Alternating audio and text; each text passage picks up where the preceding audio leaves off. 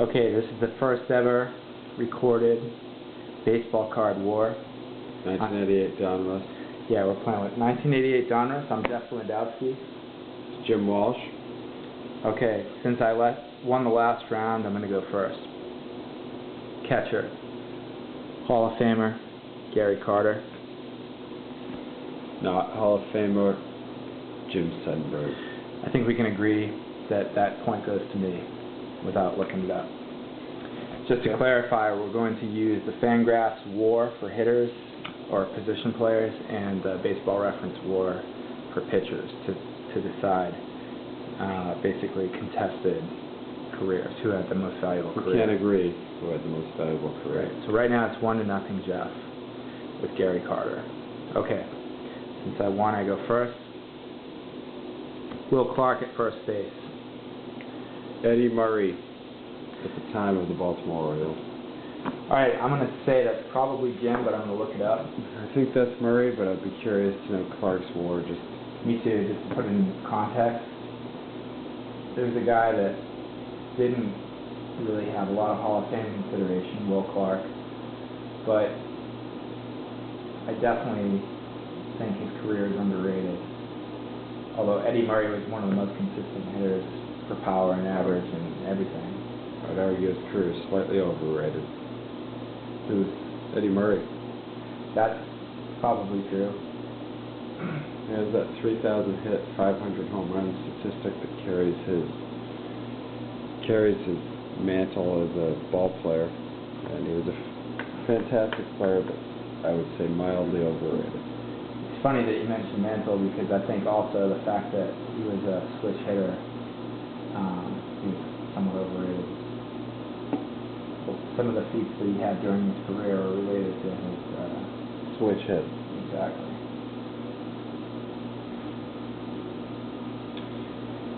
We probably should have had Fangraphs up before. Well, details. Yeah. Are we professionals? Nope. Okay. We still have a Jody Right. Greater Griffin. Yeah, we do. We'll show off some good cards at the end if we have time. All right. Well, Eddie Murray, career WAR on Fangraphs, 78.8. Played from 77 to 97. I'm taking a quick look at his stats for interesting points. What's the highest? Murray's highest.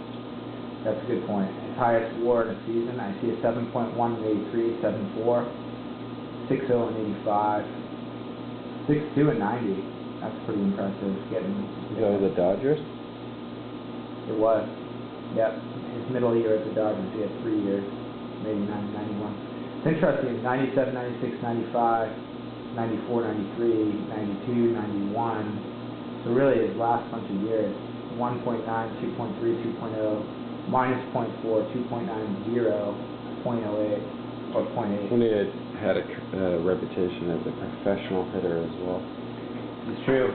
So, well, that carried him. And Will Clark, 54.4, which I figured was going to be the case. Jim gets that point. Nice career. A nice career from Will Clark, I would agree. Okay, Jim's first on second base. Willie Randolph. Wow, I think you might have got me here. I had Frank White. But I actually think that we're going to have to look. I think Frank White, if he's going to get it, is on longevity. But that's a close one. Very similar players in my mind. It's fun. 76. I have some 76 tops, and I know I have the 76 tops traded Willie Randolph, and I think he was on the Pirates before he was on the Pirates. And did he come over on the Doc Ellis trade with Ellis to the Yankees? Doc Ellis got the famous LSD no-hitter.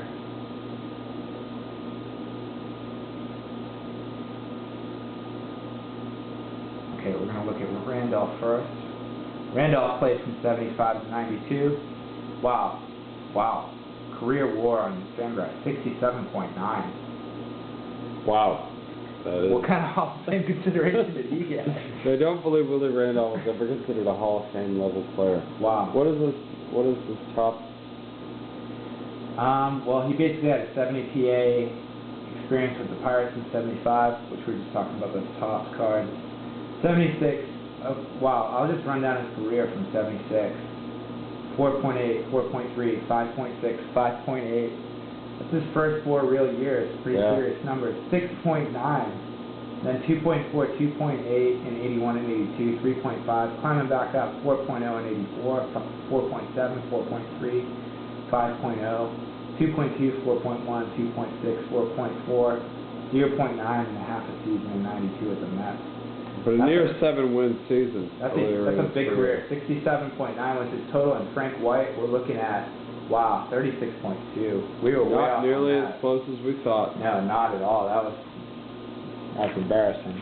You're up 2-0. And I thought I was gonna, you're up 2-1. I thought I was gonna shut you out in this game. Third base, Terry Pendleton. Okay, Buddy Bell, I really have no idea here. Pendleton definitely had a better peak. Bell has a lot better photo in that 88 down the road. What do you like about it? The love handles. that he's swinging that bat around. And the bleach blonde perm. Okay, let's see. We'll just get straight to the punchline on these guys. Pendleton, 29.9. Impressive. Almost Frank White. Won an MVP. Buddy Bell, 66.6. I really didn't know that. I did start looking at the back of his card here, which I'll throw up. That's probably not legible, but basically, yeah, I mean, this guy had already had 8,590 at-bats when this card was made. He had 194 home runs, 411 doubles, 803 walks. Like, that's career 282 hitter. So 803 walks and 754 strikeouts. It's impressive. Yeah, he was a better hitter than I realized. A career loss to history there. So far, I'm going to have to admit that I'm going to have to look into Buddy Bell more than I did before. Okay, shortstop, Julio Franco. Alan Trammell. I think this is clearly Alan Trammell. Not to mention that Trammell was actually a shortstop, and I don't know how long Franco was a shortstop. You might be playing fast and loose with the baseball card war rule. Look on the back and see the position that he's. So our basic rule is that we have to go with the position they're listed on the card. So. Julio Franco has long been considered one of the best hitting shortstops in baseball. Since coming to the Indians and the Phillies in late 1982, he has consistently hovered around the 300 mark, with 1987 being his best ever season as he hit .319, 8th best in the AL. He was among the Indians' offensive sources with 158 hits, 24 doubles, 52 RBI, 86 runs, and 32 stolen bases. Not a very good source of offense, if you ask me. At age 26, he should be a major factor in the Indians' climb to the top. Just stressing how poor the 87 Indians were. Yeah, it's funny. I forget who their all-star representative was that year, but I do know that it was funny. I just can't think of it at the moment. Okay, so Trammell, we know this. We know he's a 70 WAR guy, 69.5 on Fangraphs. Julio Franco is 48.6, so no slouch, but clearly it's not. It's Trammell, and that's Jim's point. So that's 3-2 Jim. Good, Max. We're getting into the outfield here. Left field of a very happy Hubie Brooks. I see that he's a shortstop on that card. Oh, well, I guess that breaks the rules. We'll let it slide if you have nobody else. George Hendricks has just moved to left field. Yeah, all right. Well, he's Jim scrambles for a new outfielder. The fact that he was your center fielder says something about your outfield. But Ruben Sierra, okay. My choice here. Well, Jim finds a new outfielder. I have found a new outfielder, Jeffrey. Okay. So essentially, for Ruben Sierra, I was looking at a matchup of Ruben Sierra versus Ken Griffey Sr. and also Bo Jackson. And I chose Ruben Sierra as my left fielder. And after we check out this Sierra-Hendrick match, see if I made the right choice. I mean, I'm pretty confident Ruben Sierra hammered George Hendrick here, but I'm not less confident. George Hendrick, long, while not illustrious, solid career. wow, I really overestimated Sierra. Like, he did have a 6-4 season in '89 with the Rangers, and at 5.3 in '91. He had a lot of negatives and zeros after that for a lot of years, which is interesting of the people that paid him. Hendrick had a 31 total, and Sierra's 18 total. So not a very two close bombs. matchup. I think I chose the wrong guy. Real quick, I'm going to take a look at Griffey Sr. For the record, Jim said that he believed Griffey Sr. was the better selection. Right, and you can refer to yourself in the first person. I will. Hopefully we didn't just lose the internet. Let's see. Alright, well, Griffey Sr. It was 36.8. That would have taken Hendrick down. So I definitely made a mistake. Opportunity lost. Opportunity lost. Let's just see Bo Jackson, because I'm really curious. Jim and I were saying that Bo Jackson was a favorite of ours. We hadn't seen a Bo Jackson card all week. And, we were waiting for that big pull. Well, 9.2 WAR. So that, we both said that was an automatic discard, and we were right on that. Okay, center field. I'm going Dale Murphy. Dan Gladden recently pulled out of the non-keepers for Jim. I'm saying I think Murphy got that. I think Murphy has that safely. 4-3 Jim going on to right field. Dewey Evans. And Dewey Evans, Diamond King to counter for a draw. That's a beautiful picture. So enjoy that while I quickly recall Dwight Evans. We looked this up the other night. He came up. He actually went up against Andre Dawson, and slaughtered him. And it's rare that you have a Hall of Famer get taken down by a non-Hall of Famer, but I'm now convinced that Dwight Evans is maybe the Burt Blyleven of position players.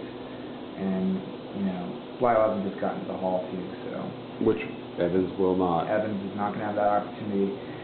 So, Dwight Evans, 71.4 WAR. And what about Dwight Evans, Diamond King? Okay, that is also 71.4. Same guy. They look very similar. Except one is in watercolor paint and one is in photograph. This is correct. There is a grid behind the... interestingly, there's actually a grid behind both Dwight Evans. There's a sort of, on the right side in the Diamond King, there's a, I don't know what you call that, an 80s graphic. It looks like a red and gold matrix, and then the back of Dwight Evans on the left, we have a grid of seats. So, well, the enjoyment at home, you have seen his beautiful mustache in both artist rendition and photographic rendition. It's Dwight Evans. Excellent career, really underrated. Dewey, he ties us up 4-3 on the 4-3 draw. We've got a DH coming up. Speaking of beautiful mustaches, Bill Buckner. Wow, you really had Delta Squad 86 taken care of in this round, but I think I've got you career-wise. I think you do. Harold Baines, and it actually says DH on his card. Both do, which, It also says 3 on his pants. This is true. Harold Baines. We're gonna take a look at what we think about this in terms of WAR. I will say Bill Buckner, 42. Yeah, I'm thinking Harold Baines around 51. Those are my predictions. Yeah, I'll say Baines around 50 to 55, and Bill Buckner, I agree, 40 to 45. And Bill Buckner is 24.6. It's disappointing. I guess. He lost a lot of defense due to injuries and beating up. And his offensive numbers were never as strong as reputed. Yeah, his counting numbers were good. A lot of years. A lot of 200 hit seasons with very little power. Yeah. And similarly, another defensive butcher, including a -8 fielding in '89 for 2 teams, Harold Baines, but he accumulated 45.3 WAR over time. Does tie us up 4-4. Ties us? No, I think we were tied 4-4. That's a nine-man lineup. It's actually 5-4, Jeff. And we have 4 seconds, so we'll come back with